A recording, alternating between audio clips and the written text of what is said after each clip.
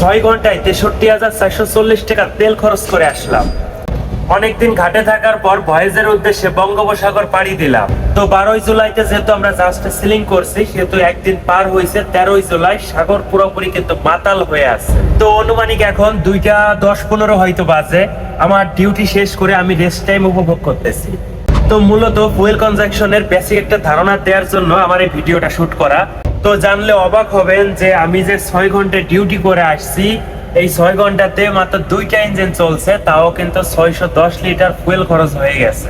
এই স্বল্প সময়ে বিপুল পরিমাণে তেল খরচটা যদি আমি বাজার দর হিসেবে যদি হিসাব করি, ক্যালকুলেট করলে পর আসে 63,440 টাকা তেল খরচ।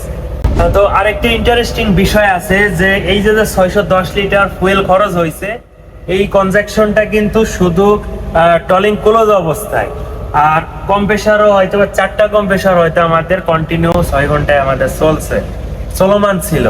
আমাদের কম বেশি 10টা কম্প্রেসার চলে, তারপরে টলিংরত অবস্থায় আরো লোডে চলে, তাহলে আরো কত পরিমাণে তেল খরচ হয়ে থাকে।